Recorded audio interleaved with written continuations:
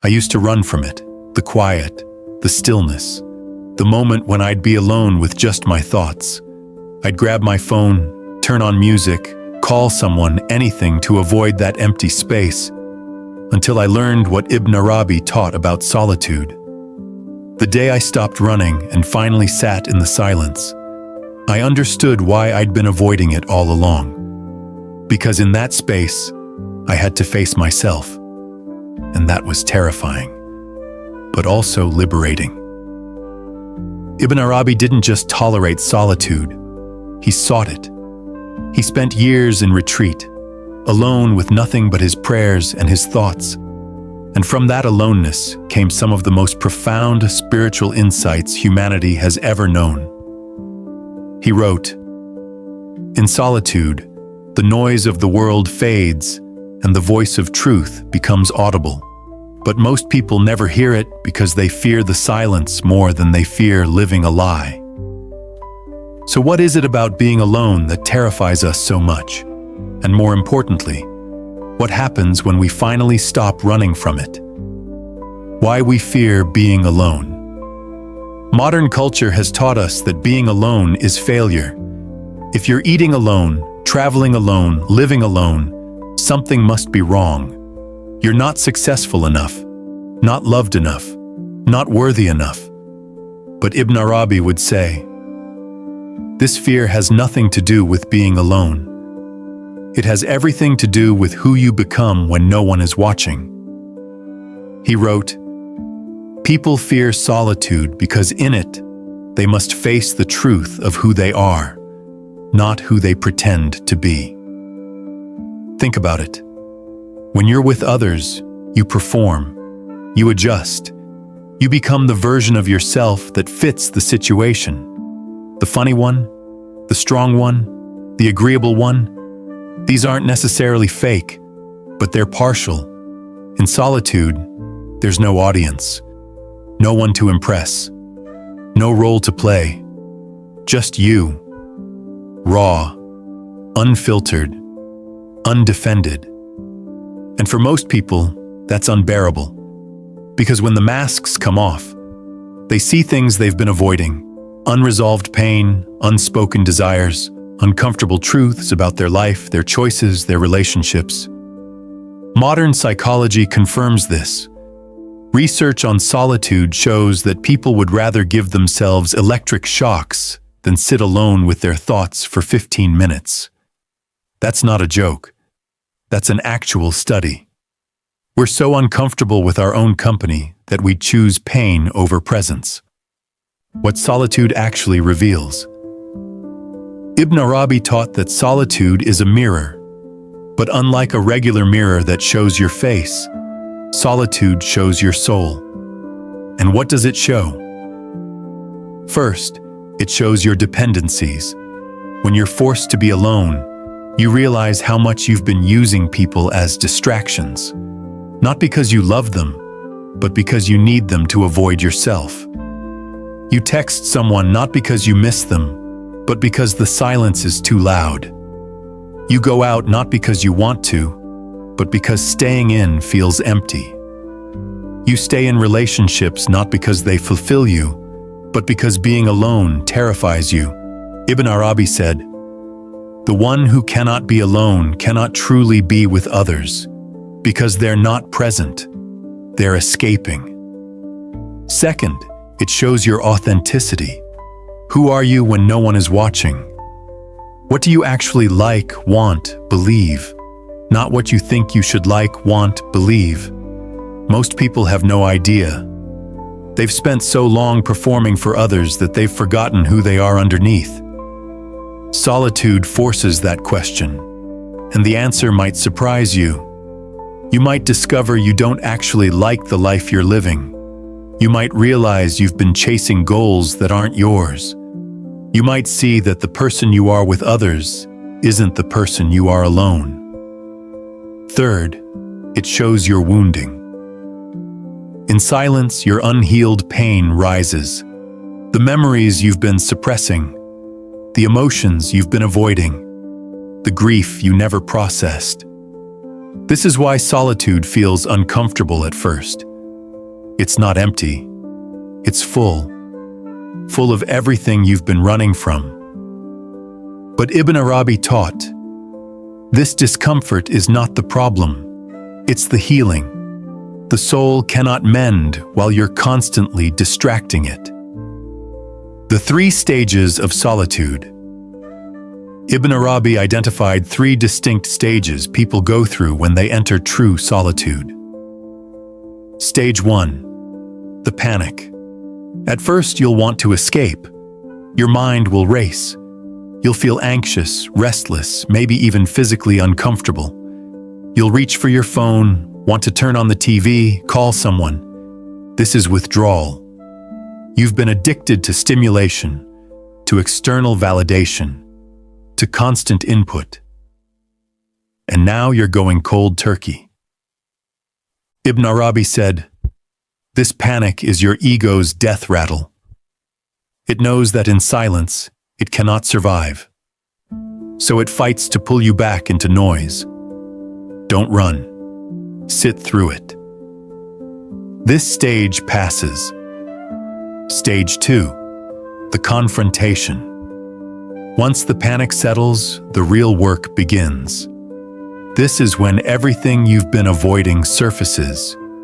You'll think about the relationship you're tolerating, the career that's draining you, the version of yourself you've abandoned, the dreams you gave up, the people you're angry at, the person you've become. Ibn Arabi warned, this stage breaks many people.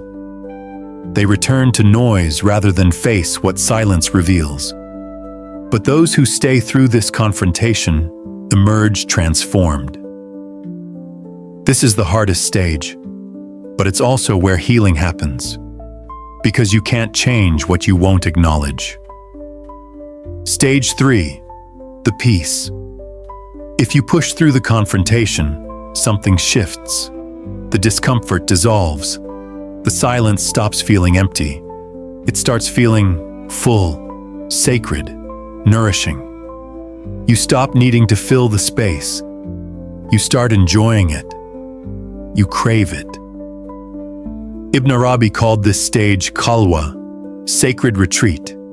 He said, when you reach this stage, solitude is no longer isolation. It's communion. You're not alone. You're with God. This is when you discover the truth. You were never really alone. You were just finally present enough to notice the divine presence that was always there.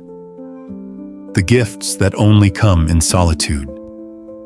Ibn Arabi taught that certain spiritual gifts can only be received in solitude. They cannot come through books, teachers, or community. They come through direct experience in silence. Gift 1. Self-knowledge. You cannot know yourself in relationship to others. You can only know the role you play. True self-knowledge comes when you're alone, stripped of all roles, all performances, all contexts.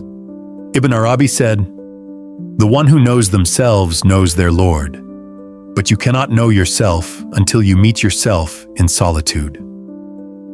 Gift 2. Inner authority.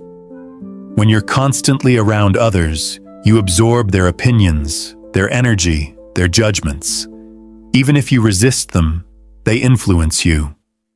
In solitude, those voices fade, and your own voice, the one that's been drowned out, finally becomes audible. You stop asking, what would they think? And start asking, what do I actually believe? Gift 3. Divine connection. God doesn't shout. Truth doesn't compete for attention. The still, small voice cannot be heard over the noise of daily life. Ibn Arabi spent years in solitude and experienced visions, revelations, and mystical insights that shaped Islamic spirituality for centuries. Not because he was special, but because he was silent. He wrote, if you want to hear God, you must first stop talking, and you must be alone long enough that even your internal chatter quiets down. Gift 4. Creative power. Every great work of art, every profound insight, every revolutionary idea, they come from solitude. Not from brainstorming sessions or crowded rooms, but from deep, focused, solitary work. Because creation requires concentration, and concentration requires silence. Ibn Arabi produced over 800 works, most of them written in solitude, after long periods of contemplation. The practice. Sacred solitude. Ibn Arabi taught a specific practice for entering solitude intentionally, not as avoidance, but as spiritual discipline. Step 1. Choose your space. Find a place where you won't be disturbed. It doesn't have to be remote. It can be a room in your home. The key is intentional separation from external demands. Step 2. Set your time. Start with just 20 minutes. No phone, no music, no books, nothing. Just you and silence. Ibn Arabi said, "If you cannot be alone with yourself for 20 minutes, you are not free. You are a prisoner of stimulation." Step 3. Sit with what arises. Don't meditate, don't pray, don't do anything. Just sit. Notice what comes up. Discomfort, thoughts, emotions, let them come. Don't judge, don't fix, just witness. Step 4. Ask one question. After sitting in silence, ask yourself, what am I avoiding right now in my life? Then listen, not for words, but for a knowing. The answer will come. Maybe not today, but it will come. Step 5. Extend the practice. Once 20 minutes feels comfortable, extend it. 30 minutes, an hour, a whole afternoon, a full day. Ibn Arabi said, "The deeper gifts of solitude only come to those who stay long enough to push past the initial discomfort." When solitude becomes avoidance. But here's the paradox. Solitude can also be escapism. If you're using solitude to avoid relationships, responsibilities, or life itself, that's not spiritual practice. That's hiding. Ibn Arabi was clear. Solitude is not about running from the world. It's about returning to yourself so you can return to the world more whole. The difference is intention. Are you in solitude to heal and grow? Or are you in solitude to avoid and numb? One leads to transformation. The other leads to stagnation. The balance of solitude and connection. Ibn Arabi didn't advocate for permanent isolation.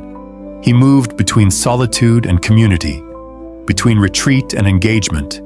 He taught, the soul needs both. Solitude to deepen.